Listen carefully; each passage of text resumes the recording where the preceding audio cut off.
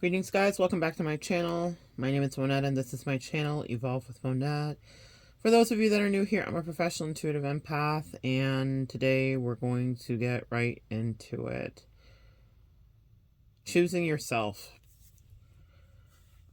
There will be so many opportunities in your life where you are called to have to choose yourself, where you are called to have to stand up for yourself, where you are called to have to know that no matter how much you care about the people around you, or you think they care about you, that you will be the person at the end of it that needs to choose you.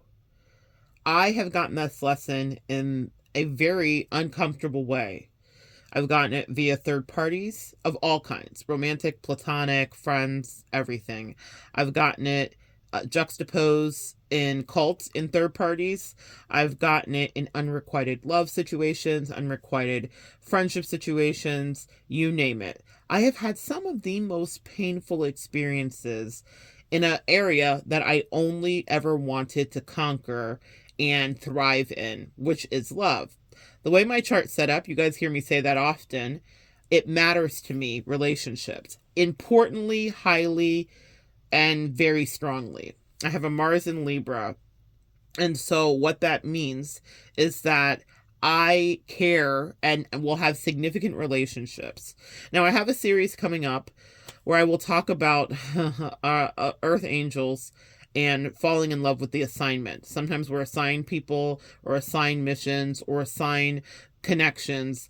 And what I have learned in my journey is that we don't always stay with that connection forever.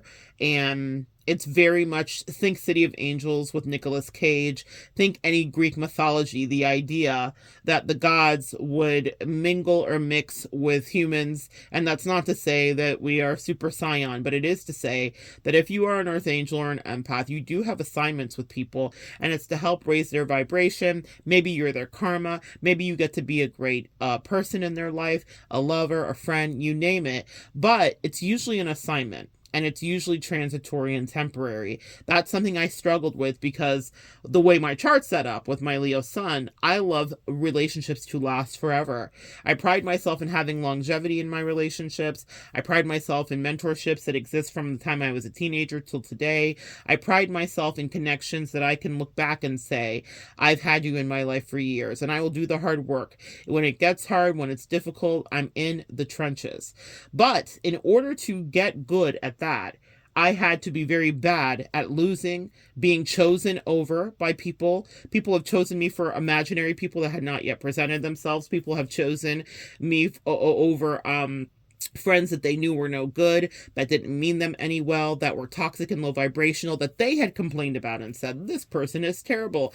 People have chosen me over their family, or I mean, not chosen me, I'm saying it wrong, but they have chosen their family over me, or chosen these other toxic people over me, or chosen everybody. I have dealt with it in every manner of way. And the reason I got this lesson, and hopefully it may ring true for somebody here that listens today, is because the thing that I was being challenged to do by my angels and ancestors was to choose me. The reason that I found myself in unrequited love situations where I found myself being the person who could see. With Mars in Libra, Libra is ruled by justice, and Mars is a planet of war. It's not well aspected. If you were to ask any astrologer, Vedic or Western, they would tell you that Mars in Libra is not a great planetary alignment. Mars, being the god of war, is ruled by Aries.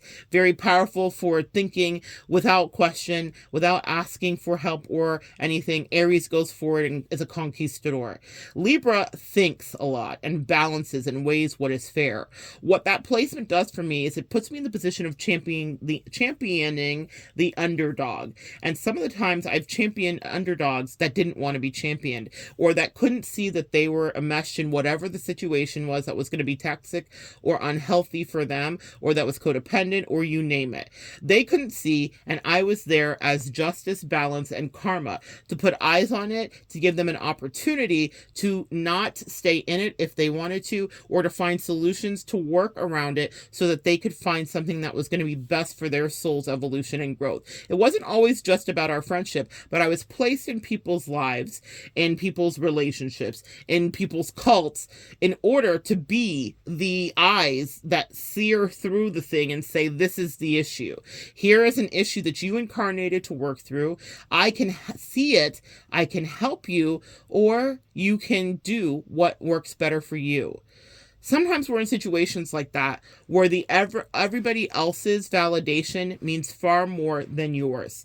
That has been the case with me every single time. And in order for me to get healthy physically and energetically, I've had to dive deep and really, really ask myself, why? Do you understand? Why did I get this lesson over and over and over? And every time I think I was done with the lesson, I would get it again in a new connection, a new partnership, a new friendship, a new terrible situation, depending on what it was. And I would find myself in the exact same triangulation. Now, I'm not talking just about narcissistic triangulation. Yes, I've dealt with that too. But where people would look at me and say, I would never choose you. And even if they would never say that outwardly, they would demonstrate it in their behavior that somebody else was always going to be above me in the pecking order.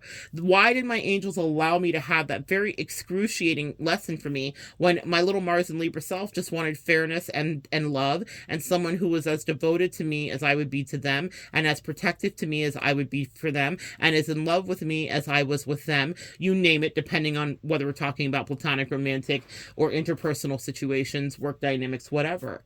I never got it, and I was so very bitter. That's the word about it. So bitter that I manifested issues in my body about it. And that's why I'm speaking to you today, because I can no longer not say what I need to say. I was so upset and always frustrated and always ruminating about how come everyone else gets automatically chosen when I had given the purest love, the deepest connection, the most honest and sincere affection and attention. And I had to ask myself the questions that were triggering for me. Was it too much? Was there something I didn't see? Well, no.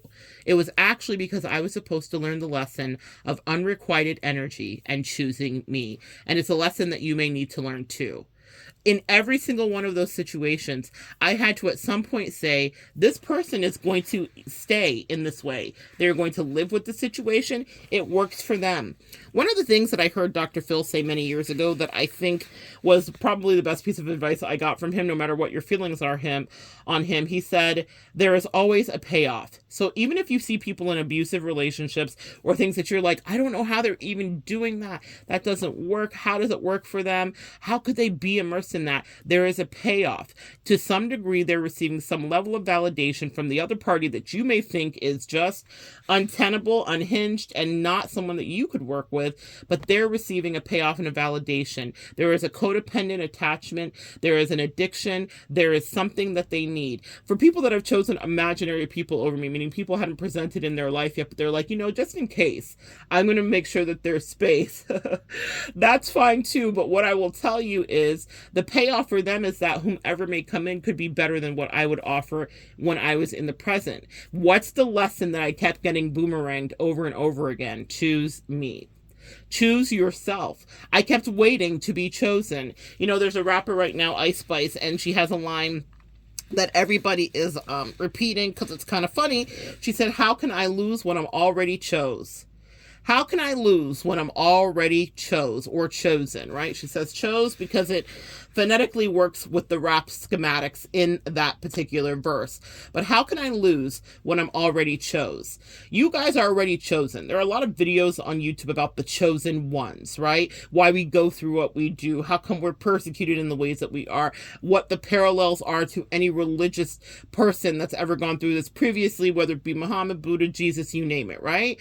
How can I lose when I'm already chose? See, the thing about it is we're already chosen to a certain degree.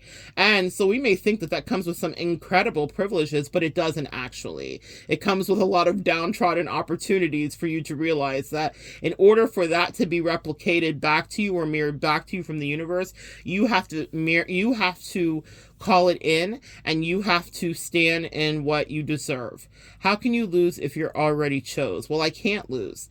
And so what the universe did was provided me with ridiculous amounts. I mean, I have never in my life, people don't have the life experiences that I've had. It doesn't mean that my life is so extraordinary. In fact, it has been painful, incredibly painful, to repeatedly have to be up against third-party dynamics where I will see that I will not win in that situation. And it doesn't matter how much I love love, the person, the persons, the situation, the connections, I will be the one that walks away from it and says, well, you won't choose me, actually, openly and freely, in the same way I'm choosing you, so I'll choose me.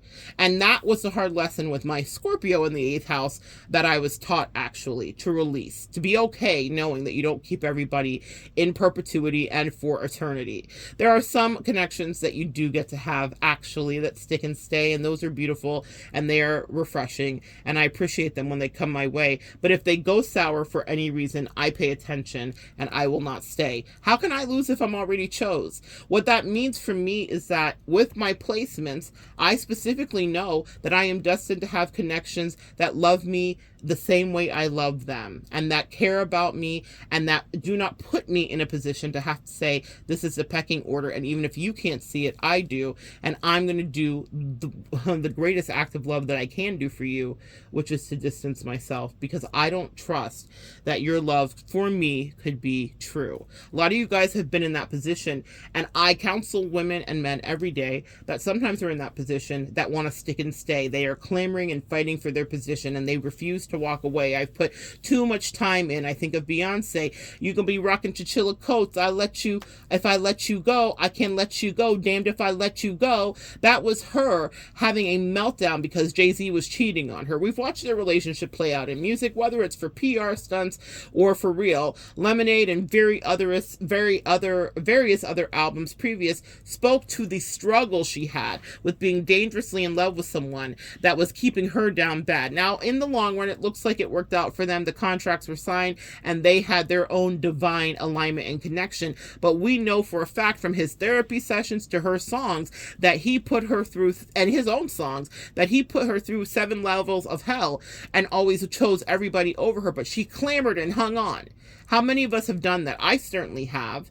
That was her lot in life. It is not mine. I no longer clamor and hang on when I can realize that whatever I'm giving is not going to be reciprocated in the way that I deserve it.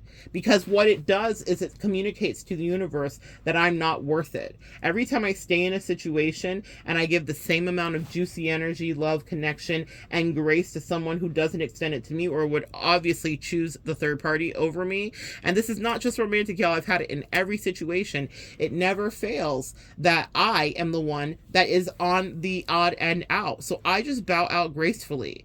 It's not just about being triggered, it's about learning from my history. Our history is the best predictor of future behavior. And if that was my cross to bear regarding unrequited situations where people could look at the package that I was in and say, I don't want to stay here, whether inside of me was pure gold, as for many empaths it is. It doesn't mean that we're perfect and there aren't impurities inside of our golden metals that need to be burned and forged out, but it does mean that we come with the stuff that dreams are made about regarding connection. We are really, really good at that. Why? Because we did it for survival. Why? Because we did it for our own validation. Why? Because we are made of love. The thing about it is if you keep letting everyone choose everybody around you, you will communicate to the universe that it's okay that you are not chosen. It's okay that your feelings don't matter. And for a long time, I learned these lessons every day to this day. I have opportunities where I'm faced with where I'm like, damn, do I need to say what I need to say? Do I need to stay? Should I walk away? Why do you guys keep putting me in this situation? And they said, because we want you to understand that you deserve love in the same way that you give it, actually. And that third party situations are not your full destiny. We presented it with you. We presented them to you over and over again, so that you could understand exactly who you are and where, I want to quote Shel Silverstein here, the sidewalk ends for you. What I mean is, like, if a sidewalk ends, have you ever come upon a sidewalk where they're doing construction and then even if it doesn't drop off into some deep abyss, at least it now turns into grass and gravel instead of the smooth pavement? Sometimes the sidewalk will end in a relationship, but it may not be anything that you want it to happen or be or do. It could be because you are being triangulated, much to your chagrin, as it has happened to me repeatedly, but it's not something. The relationship, the communication that's happening is that it's not a place that you should stay and that the relationship is not for you. That's what I need you to understand. When I was in the cult, there was a person that came in about the same time as me. Her name was Janet. And Janet and I were Leos, and we had a lot of in common. She also was bisexual, and we were being healed of our sexuality, a la Christian, reform therapy and all the shenanigans that happened with that, right? And we were put in a discipleship incubator out in the middle of the country in Bessemer, Alabama. Okay, look up Bessemer, Alabama. You know who's from Bessemer, Alabama? Gucci. Gucci, who is a rapper, but I've never heard anybody be from Bessemer, Alabama. It's a little dot in the outskirts of the suburbs of Alabaster and Birmingham, Alabama. It's way out in the country. And so they put us out in a discipleship incubator that didn't really have power. So it was just a wild situation. It did eventually, but it started out pretty shaky. The point of it is Janet was essentially the golden child. Janet was Caucasian. I was Black.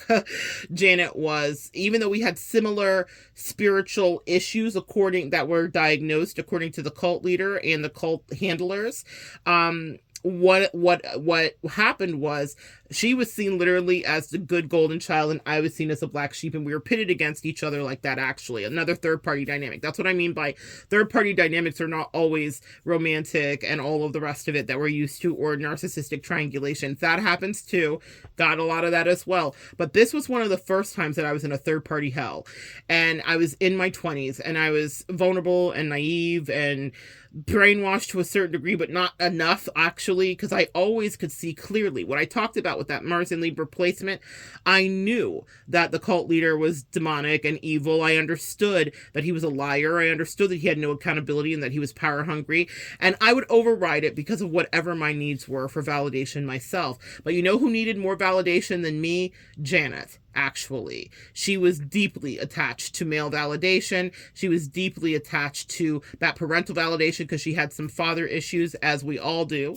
And we had a lot of the similar wounds. See, people come in our lives, and, I paint a beautiful picture regarding soulmates because I love the soulmate experience. But let me tell you something. Janet was a soulmate of mine.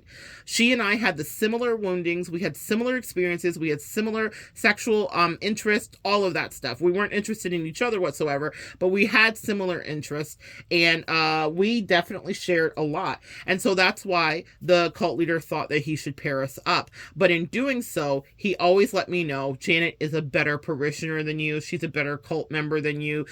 Because I ask questions, and that's not something any cult leader wants you to do. And I was like, this is nonsense. And I was like, why do you need access to my bank account? And I was like, why are you overriding? Why did you embezzle the money? I was an investigative reporter. I was Rowan Farrow. If you guys know, then you know. That was how I was, and that is my lot in life, is to bring justice. Now I understand who I am. It makes so much sense, but then I didn't understand who I was. So it was very easy for me to be crushed and to be told that I was not behaving properly. Now, these people did not like Janet, really, but they liked her better than me. So that gave her a power one-up over me. Do you guys understand? So she felt very empowered because she played into that whole I'm the good sister, you're the bad sister dynamic, because she would get validation. Before we moved to the discipleship incubator, I remember us living in a basement of one of the cult leaders, like right-hand people. And I had dreams, because my dreams always speak to me, where there was a bunch of German shepherds attacking me. And I knew that it was about them. And I walked up the stairs, the door was closed, and the group of them were up there and they were talking about me, and Janet was there. Now, Janet lived in the basement with me before they transferred us to the discipleship incubator. And Janet, Janet was up there just, wagging her tongue right along with them because I was so very terrible and she wanted everybody to know. But to me, I was one of her best friends she ever had. We laughed into the night. We cried, we shared our stories. So we had a compatibility, but the relationship that she had with me was nowhere near as important as the validation that she needed from them. Do you get it? Some of you guys have been in positions like that where you've seen that happen in friendships, in loverships, in family dynamics, and you realize the pecking order that you're in. And I realized in that moment, as I listened to them before I threw the door open and let them know that I heard them, which, of course, you can imagine how that went in their denial as I repeated back to them verbatim what they said. God always puts me in the place to be in the justice head, meaning I am karma for people. I am justice. I am the eyes that see, even when I haven't wanted to see, and even when it's been a detriment to me. And believe you guys, it has been a detriment to me, and many times in my life, to be the only person crying out into the night and saying there is injustice going on here. Janet had no problem throwing me under the bus. She made fun of me. She made fun of the way I looked. She made fun of my weight. She made fun of my size. She made fun of the way that I dressed, right? Now, I am quite fashionable now, but as a impoverished 20-something-year-old making no money at the preschool that I worked at, and literally, like, I was broke. If I broke, I ain't got it. So I was not who I am today. So I imagine there were some things to make fun of. And other things that she made fun of were just things she could, because she grew up in Alabama, where a black girl is not your equal. No matter how kind you are or evolved you think you are, that's just the way it was. So for her, even though she had had lovers that were black women and all of the rest of it, when it came to playing her position to get the validation that she needed, she had no problem chucking me under the bus, and her natural racism came out. Fine. I was used to dealing with that. And I would say, Janet, these people don't have your back. Like, you like that they don't have my back, and you feel like you're the good sister, and you get a lot of supply and source and validation in them telling you how I am evil and how I am a black stain and all the other wild racist stuff they said to me. But what you don't realize is that they don't like you actually. Fast forward. I leave the cult, one of the first, Exodus, movement of the people. I leave because justice was crying out in me. I knew that there was injustice, and I knew that I must flee. I knew that these people despised and hated me, and I didn't know that if I was going to end up on somebody's tree. I say things like that, but unless you've lived black in the South, you don't know exactly how much of a reality that is. So I decided I wanted to live, and I decided I wanted to be me, and I decided I am bisexual, actually, and I wasn't going to suppress that for anybody. The cult leader had a porn addiction, rampant, wild porn addiction, and that's how he related to my depravity, as he would call it. But he did not ever stop his porn addiction. But I needed to cease my best bisexuality. You know, potato, potato. People see what they want to see. But I knew they didn't value Janet. I had heard them talking about Janet and overheard it. Also, I am psychic, so I literally can hear people's conversations. I can read people's energy. I know when people are lying right to my face, no matter what they say, actually.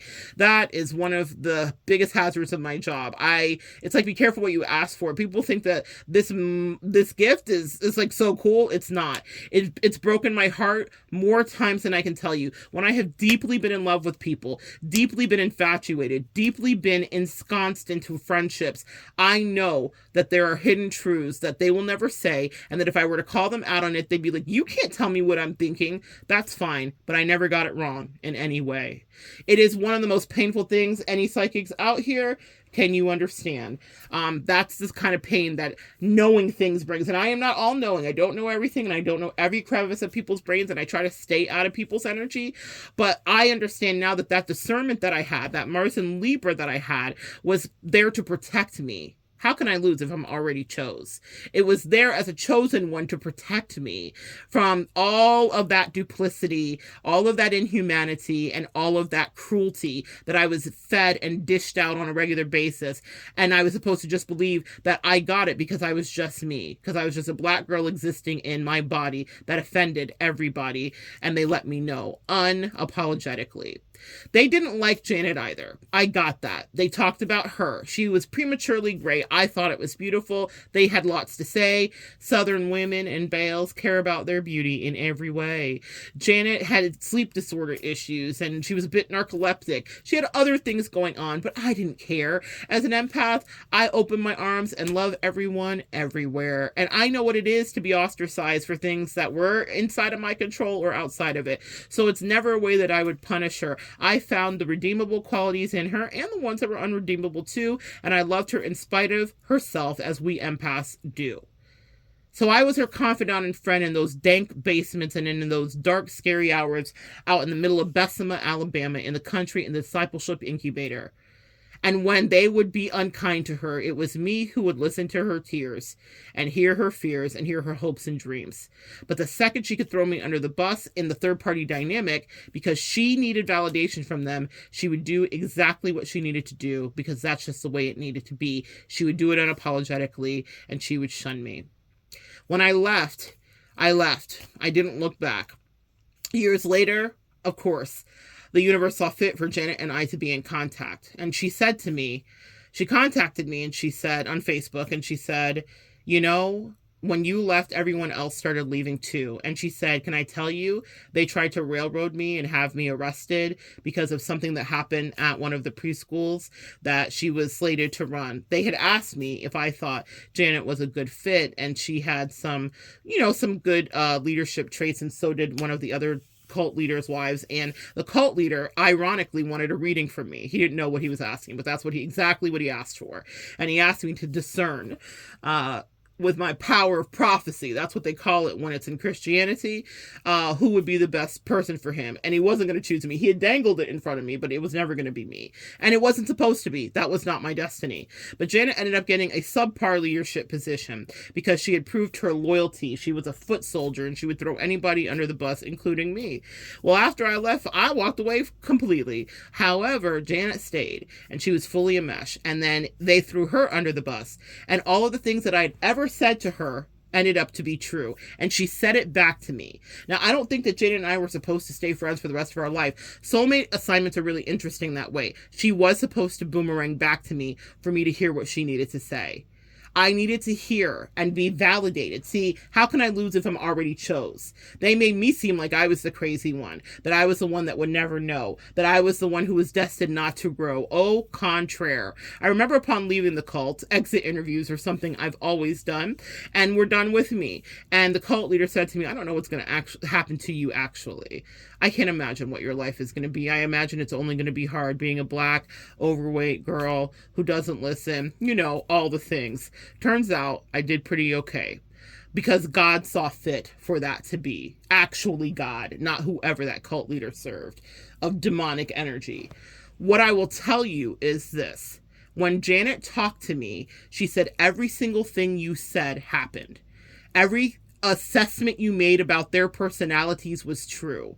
It started to terrify me, and I thought of you, is what she said. She said I ended up having to leave, and I ended up becoming a nanny for a family personally, and whatever. She moved on with her life. She got married. She did all the things that were being hampered as she stayed under the umbrella of their demonic energy. But here's the funny thing about that third party, when you abandon a third party dynamic, whether it's romantic, friendly, or platonic, what you will do is now turn all that attention that was focused on you as being the issue and the scapegoat, and it gets turned back to the person that may have been getting away with murder, like Janet did when she got to throw me under the bus and shun me. And the true character of whoever the dastardly soul is, or the unhealed soul is, or the unaware soul is, will be revealed to the person that you might have been trying to scream from the mountaintops. Look out below. There's more you need to know. And that's what I did with Janet. I was always telling her, how do you not see that these people are full of fuckery? That these people are absolutely not kind, and they don't love you, and they sure don't love me. But she did not see that until I was gone, actually. And then they turned their ugliness and their insecurities and their inconsiderations right onto her. Right towards she. She had to feel the full brunt of that in my absence. A lot of us stay in situations and think, well, if I stay here, I'm going to protect them. And if I stay here, they'll understand. And I'm going to stay here to be the best person for them, or the best lover, or the best friend. Sometimes people need to know, I'm not going to accept this behavior that's being given to me. It's not fair. I didn't do anything to deserve it. Actually, sometimes we will hang into situations with people because we love them and we don't want them to feel abandoned, and we will advocate for them. I can't tell you guys how many times, because of that Mars and Libra, I champion an underdog. Literally, if you read a description of Mars and Libra, it will say they will champion an underdog, maybe to their detriment. I have been the one who sees people being treated badly, and I'm like, hey, do you see this? Are you going to deal with this? And it's not in like a hype man way where I want to start a fight. It's in a way where I'm like, this isn't right. But the person is getting too much of a payoff from whoever is causing them the fright to leave. The codependency is real. The enmeshment is real. And at certain points, you have to realize when you're not going to affect the way that they feel until they're ready to do the work. And some people are never ready to do the work. So you have to remove yourself and know your worth. The reason I got those situations repeatedly of unrequited, we're not choosing you, you're the scapegoat, we don't want you, actually, is so that I would choose me. And that I would lead by example when it was scary. I once heard Jay-Z talk about his relationship with Kanye. He said, Kanye's the one who's going to run out and take all the bullets and let us know that it's safe to cross over the mountain. So Jay-Z would hide behind Kanye and let Kanye have these innovative ideas that his wife, allegedly, would use and or borrow and or steal. And Kanye would rant about it, and because, you know, Kanye is one to always let us know how he feels when he would have his quote-unquote meltdowns. And he'd say, Jay-Z, don't send your shooters for me. But here's the reason that was a poignant information for me. I have been Kanye. I've been the crazy person that people didn't want to hear what I had to say, that they could dismiss me for having mental health issues. They could dismiss me for being quote unquote psychic and hearing and seeing things because they cannot fathom the realms that I operate in or the fact that I don't live in the same matrix that they do. They were in their very closed box and they couldn't see the forest for the trees or the evil people that were right in front of their face, and they would choose them over me every time and tell me that I need to stay in my place. That happened. But I was the one running out to catch the bullets and the strays. And that happened with me and Janet in every single way. And so it was only right that my angels allowed me to have the full circle moment when she said everything you had to say was true. You saw their personalities in a way that I never could. But what I explained to her is that, Janet, you needed their approval and validation far more than I ever would. I'm used to, the way my life is set up, not being validated by many. I'm used to people actually thinking that I'm crazy, telling me that I'm crazy, telling me that my ideas won't work, not believing in me, secretly rooting against me, actually talking shit behind my back, and then being shocked when I make it work. Massive attack. They don't understand. Because they know how much they were hating on me, high key, low key, secretly, privately. They know how much they were undermining me with negativity. They know how much they didn't really root for me. They know how much they didn't see it for me. They didn't expect it from me in my skin, in my color. How could this be? How did I ascend to these heights? How did I get to where I was at? Well, it wasn't with any of their help. It was with bullets at my back, which made me run faster. I understand where you are at if you've ever been in that position, because I have been there. I thought, why did I get all of this? Well, so that I could talk about it here. With no one listening, with everyone listening, with one or two of you tuned in, with maybe hundreds someday, or maybe more, many, many men and women. Someday, someone will hear this and understand. I might not even be on this earth when this may be the message that someone needs to hear. Someone needs to understand that you do not need to have fear to run out and catch those strays. It's not fun. And not all of us are built to do that in any kind of capacity or way. I didn't think I was built to do it. It's not something I would have asked for, to be rejected over and over and over and over again in the most cruel, hurtful ways by people that I would have given my life and love to without question to the end of days. With people that I have fallen in love with people that I was friends with people that I worked for, with people that I cared about, with people that I counseled. People have always said, you're not enough. And what is that a mirror of? Me thinking I wasn't. And why did the universe allow that challenge to happen to me repeatedly? So that I could learn exactly how much of a badass I could actually be. That I am enough. That I am a great fill in the blank. Friend, lover, counselor, whatever. Doesn't mean I get it always right, but my humility of understanding that there is deep flaws within me is why my light shines bright, because none of us are infallible. And in those lessons of rejection, time and time again, I had to make sense of it because it was making me physically sick. I had to make sense of why my body was creating the things that it did. While I may talk about my medical stuff, I dive deep about the metaphysical connections to what my body has actually done. And it has a lot to do with resentment and bitterness and never feeling like I had too much fun. Meaning I always was in trenches dealing with interpersonal personal dynamics. Because Mars and Libra is there, relationships matter to me. And because I had a lot to learn about self-love and choosing myself and my own identity, the universe and my angels allowed, and I chose, because I really believe we choose our own adventures in this life, to have this repeated third-party dynamic where someone in a third party is treating me kind of crappy, or someone doesn't see it for me, or they see me as a threat to some degree. They may not even understand or fully register why they see me as a threat, but they identify me as a threat, and then the bullets are sent, and the person that I look over to the left and say, you have my back, right? It's me and you forever, yes? Specifically, I think about 20 years ago, or situations like that, and they'd be like, no, I don't. Because they were terrified, because they didn't know who they were. Because as Janet said to me years later, I was never as strong as you. She's like, I don't know how you did what you did. I don't know how you left when you left. I don't know how you moved out of the discipleship incubator into your own place. I don't know how you did any of that. I would have never been able to do that without losing faith, without losing hope, without being in a puddle of tears. She said, I was weaker than you. Those are real words that came out of her mouth. And she found her strength, and she got out. I worried about her for years. I hope Janet leaves, but I never thought she would, because I knew she was weak. So I was so proud of her to see that her head, she did peek out from underneath the cult's depravity. I'm so proud of her that she did that. I don't want to be her friend, because it wasn't that we were meant to be friends, and she wasn't really a good friend to me. I was in her life to give her strength and an example, actually. She was not a good friend to me, and she couldn't be.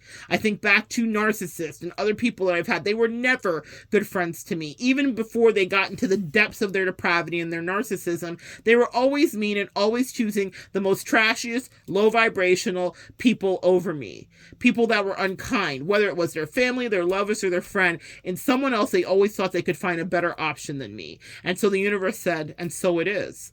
But it never was, you see. That's one of the things Janet said to me. I value and cherish our friendship, even though I did not consider her to be too friendly, because I remember the pain she caused me. I forgave her. That was our destiny. That was our soulmate assignment. Soulmates don't stick and stay forever. Sometimes they come in to teach you exactly about something like that, and then they move onto their own endeavors, as do you. So she could value what I offered her. I was a good friend to her. I did care about her, and I did worry about her for years after I left the cult. But I didn't stay to be smashed in the face, energetically, actually, emotionally, and told what a piece of crap I was, and then have the woman that I was counseling treat me the same, because her validation mattered more from the depraved cult leader and their cronies than it did from me. I was just a little black girl, or a big black girl, that was in their world. Who was I to her? And who was I to them? A nobody. And they made it clear. So she chose what was the obvious choice. That has happened to me repeatedly, so that I could tell you today, unrequited energy comes your way to make you choose yourself. It comes your way so that you, for over and over, choose you. If you've had it in a romantic dynamic, you weren't supposed to stay. When I've had it in romantic dynamics and someone's like, aesthetically, this other lover is more pleasing to me, I cannot argue with people's aesthetics and our choices and what works for people. That our ways that we are attracted to people is different. I'm a sapiosexual, so my lovers have spanned the colors, they have spanned sizes, they have spanned ethnicities. That is not an issue for me. Are you smart? That's how I'm going to be attracted, probably. But that is me. Society is not set up that way. And so it was very easy for me to be enrobed in what I chose and what I allowed. This is my body. These were my choices. But what I chose for this life experience and this ride through this matrix, for people to dismiss me easily, only to circle back and boomerang and be like, damn, no one's ever loved me like this. I've never had a better connection, a better friendship, a better lover, a better coworker, whatever. You name it. I have work wives, quote unquote, that still reach out to me to this day, that did shun me when they had an opportunity in certain ways, and still to this day say, man, I've never had a better work wife, friend, whatever. I know who I am, and I know exactly what level of relationship I offer. That's something I'm incredibly confident about, to a fault at this point. I never, even if I get a little spun out, strung out, infested, infatuated in any connection that comes my way via a soulmate train, I never get out of frame and forget exactly how divine I am and what I have to offer, because I've only had validation after the fact, And when it hurt and when the bullets were at my back, but people come back later and they're like, girl, you were it. You were her. It was you. I know. And that's something I want you to know too, empath. It was you. You are her. You are him. You are them. You were probably their best fill in the blank. Lover, friend, co-worker, family member. You cared about them. But if someone else's validation mattered more, they would discard you time and time again. Were you supposed to stay for that? No. Janet is my example. As I've gone through life, when I've come up against third-party dynamics, where I'm like, my feelings are always hurt here. How come I'm the one holding my tongue? How come I'm the one saying, it's okay, I'll just act like I don't see this? And I'm offended for the other party and holding space like I did for Janet. She's not enough offended because at the end of the day, whatever the validation that she received from that person mattered more than me. That was one of my most important, powerful lessons to learn. I will never override how someone is operating out of their codependency. I have been incredibly codependent in my life and in codependent enmeshed relationships. But apparently it was set up in my chart for me to figure that out and get it right. I no longer am in the trappings of codependency. I don't give a damn what my level of attraction is, what my level of devotion is, what my level of familial energy is, what my level of friendship is. If I can see that you are always going to make me feel like the third party and everyone else's needs matter more, I'm out the door. Energetically, I will not abandon the relationship in total, but I will set boundaries. How can I lose when I'm already chose? I have to choose me. It's a paradox. You choose yourself over and over, and then the universe sends in people that will choose you too. Unrequited will not be my portion forever. Unavailability will not be my portion forever. People that need validation more from other people than they do me will not be my portion forever. And you're like, well, Monette, you're in your 40s. I am. That is true. That's true, sis. I'm over here in my whole 40s. But I trust the universal source, God alignment that is within me, that has painted the skies and that has lit up the galaxies to know that I will have exactly what I give out, because as you reap, so shall you sow, or as you sow, so shall you reap. I sow love. I sow commitment. I sow full invested energy. I sow words even when it's hard, meaning I will communicate even if I'd rather turn the other way and act like I don't see those bullets and those strays. I stick up for myself, because guess what I've learned in this life, being in the body that I chose, rife with the hardest situations and rejections. No one's going to protect my light if I don't. I'm the only one who's my advocate. I always was looking around for other people to defend me. I was always in these narcissistic relationships because they had a stronger personality.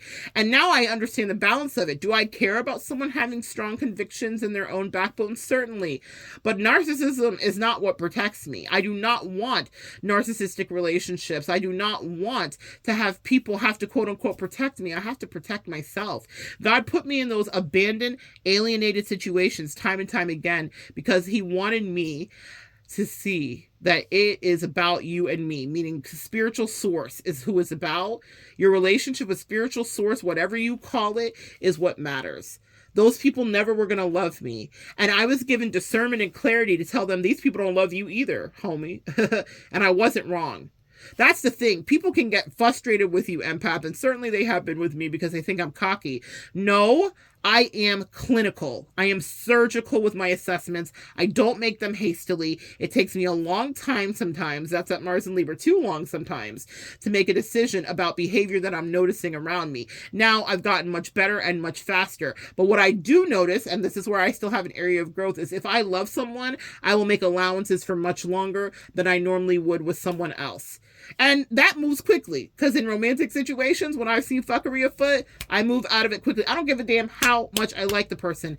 I know if they are or aren't for me. And I know if they're going to choose someone over me. And I know that if something better comes along, it might not be me. They will not understand until years later the gold that was within here actually. Empath, don't sell yourself short trying to get people to see. Don't paint your resume out for people. If you love them properly, they'll know and they'll always reflect, because it will not be something they can replicate. reciprocate. That's what I'm proud of. If that's anything that I can teach you, is to know how good your love is in any capacity, whether you're a husband, a wife, a friend, a lover, a soulmate, a partner, a co-worker, a family member. Your love, because of the work that we are tasked here to do, that we chose to do, that we incarnated here to do, is some of the best love people will ever encounter. Know that about you. I got to talk to you real tough today. Know that. Know how good you are. Know that people in their reflection and in your absence will be like, damn, I need another hit. They're hitting their arm. They want another hit because that is heroin to them. And so it is something that, interestingly enough, we don't realize about ourselves. And we sell ourselves short time and time again. How can you lose if you're already chose? Someday I will encounter relationships that absolutely validate me. I have already begun to have those experiences. But if I notice that anything is off, I don't sit and stay and ask too many questions anymore. The assessments got much shorter. It's interesting. There will always be exceptions to that rule, but the assessments got much shorter.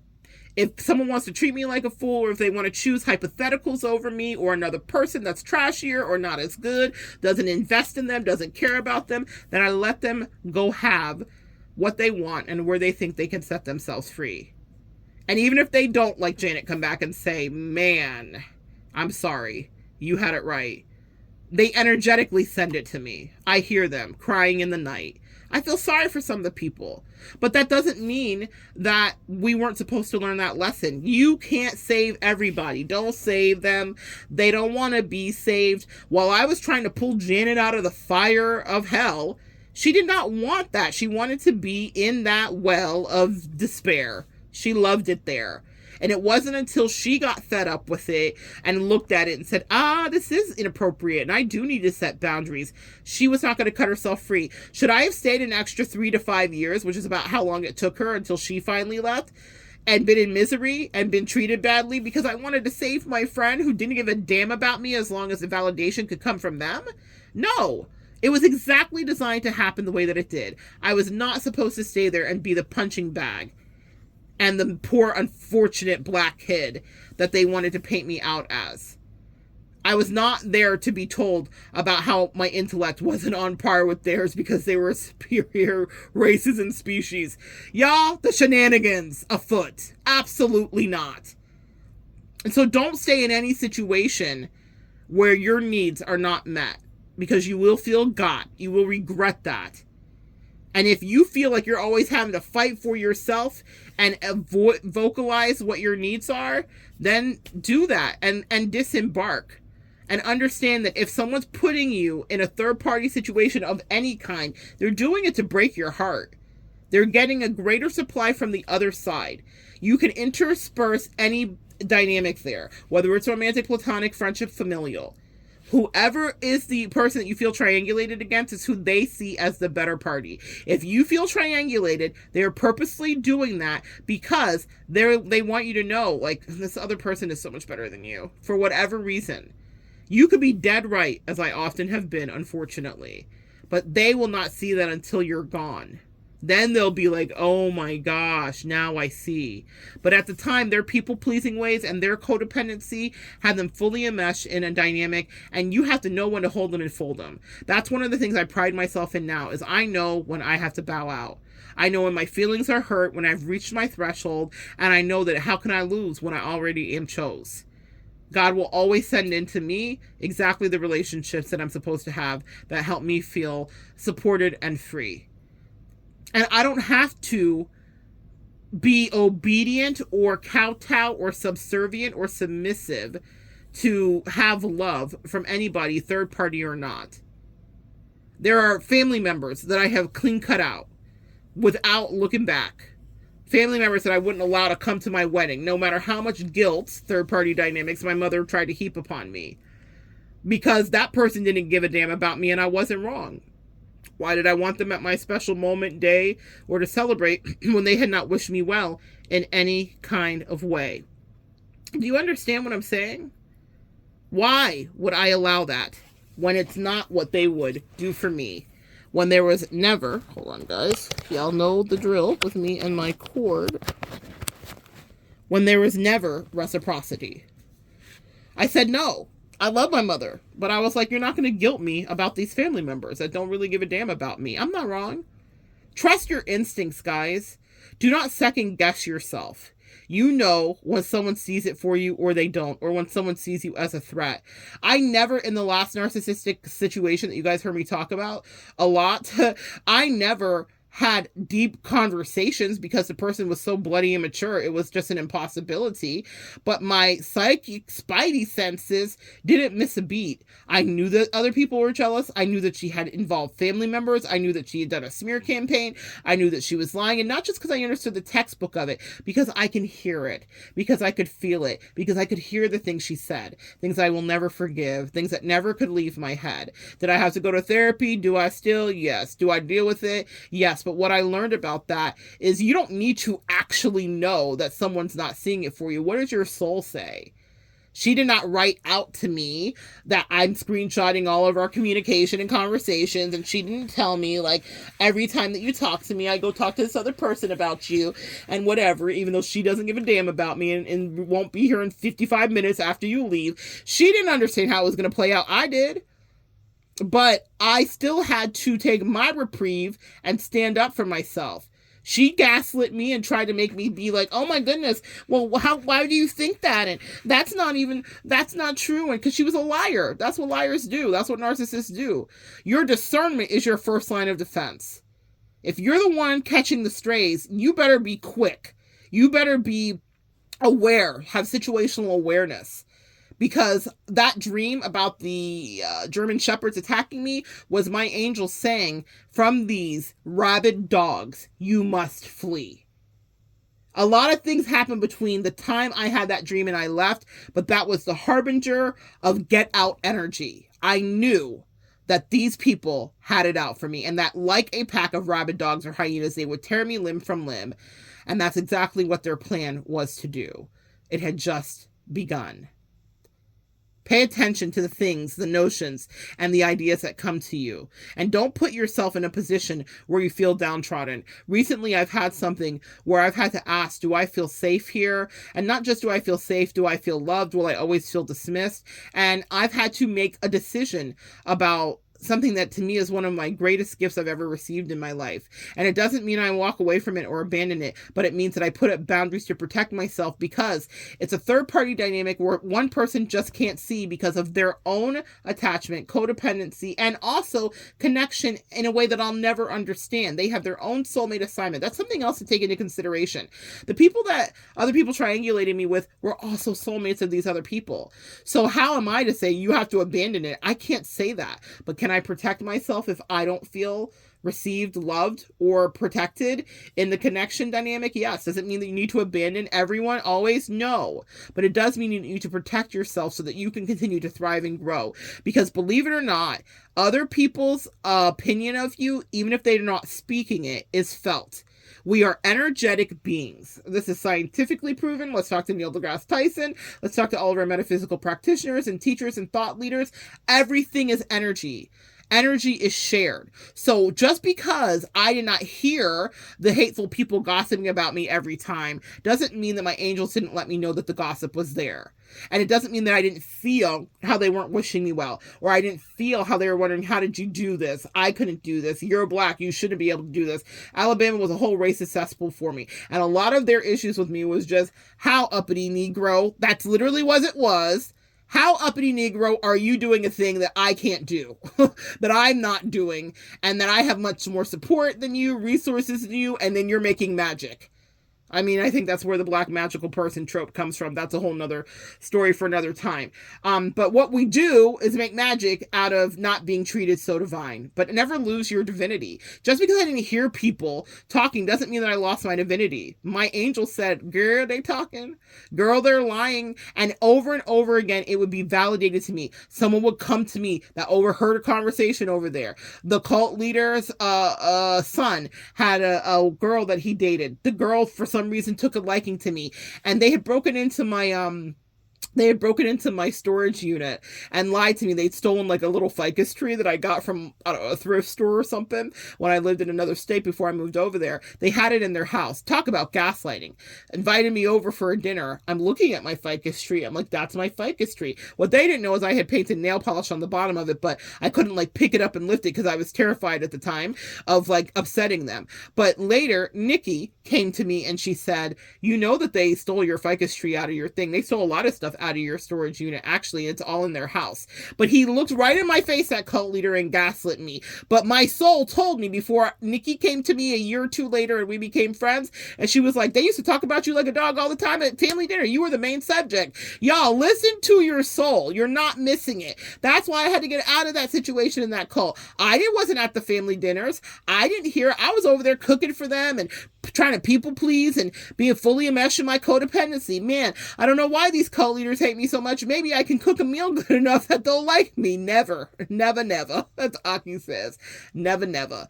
And so I started to be so uncomfortable because my soul was like, these people hate you. I didn't have any empirical evidence of it till years later, when then all of it came flooding to me and my angels let me know and hear and see from actual people that heard it actually.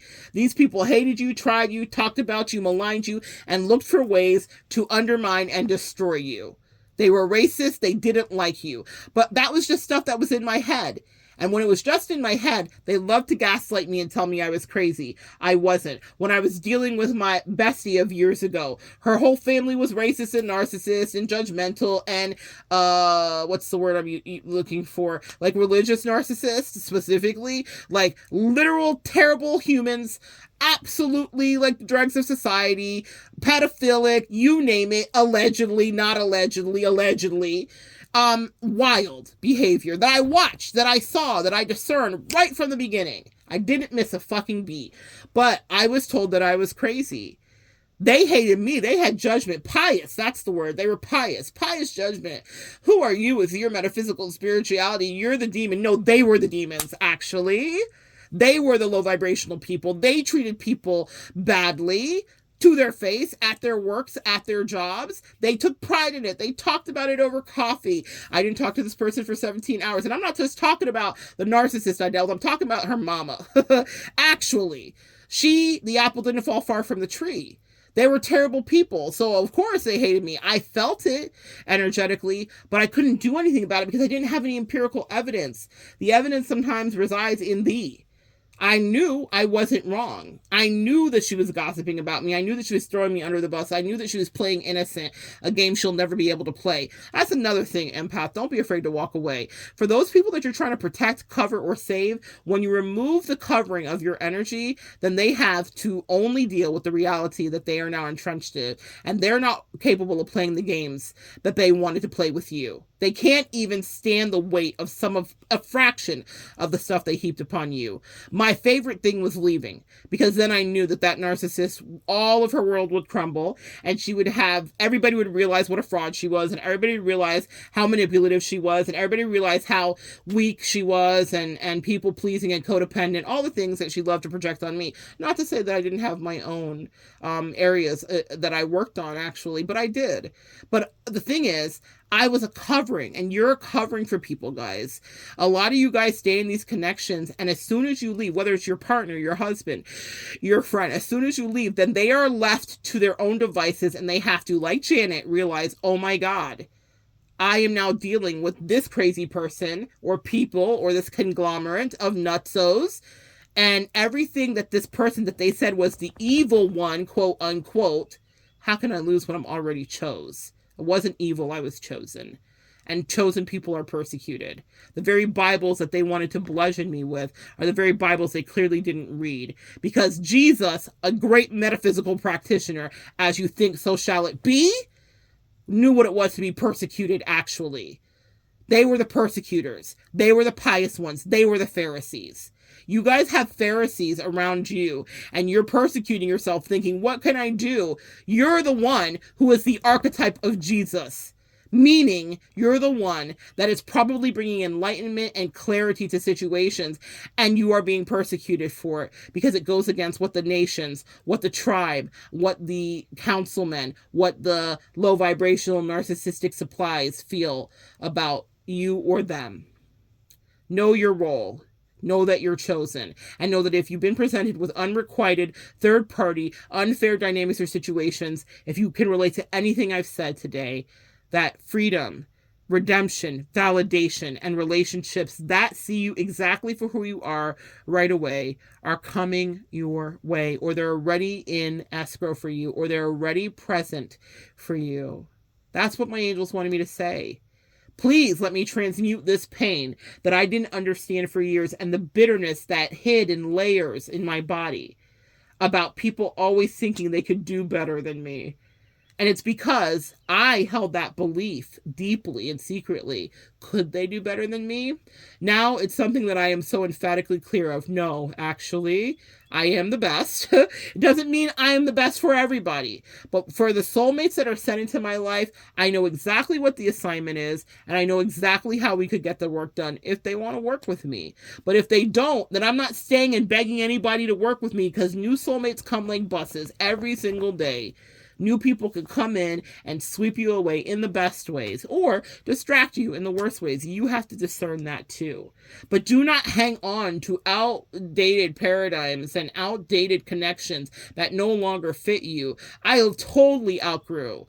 Just like the butterfly goes with chrysalis, I totally outgrew and needed to bust out of my cocoon. The narcissist was very comfortable with where I was. Janet and the cult were very comfortable with me being the black, poor Monette, the black sheep. Actually, no. Wise, discerning, searingly surgical with my assessments.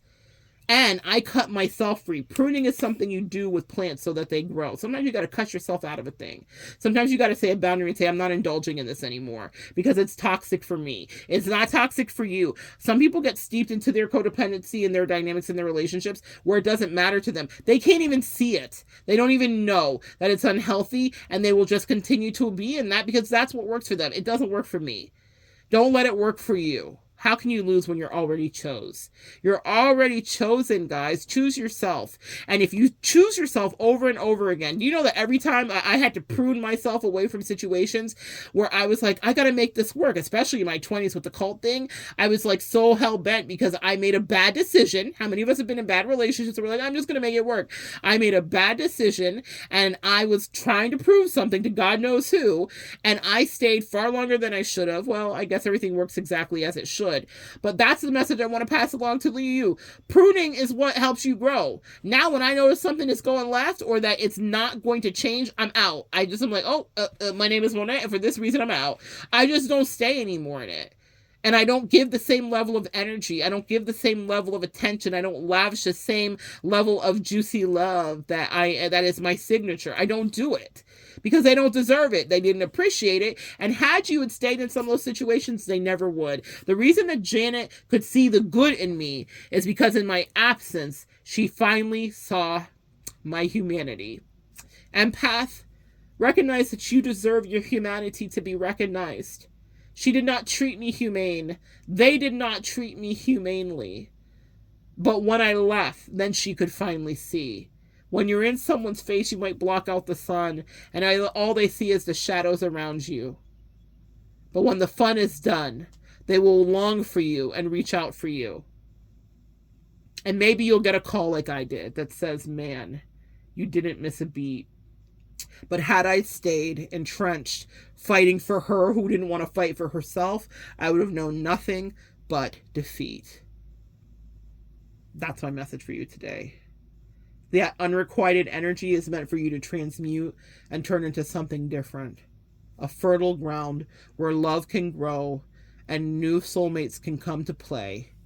And if they need to be pruned, prune them too. Because at the end of the day, you have to choose you. Thank you for sharing energy with me, guys. Come back and join me next time, and we'll continue to evolve together.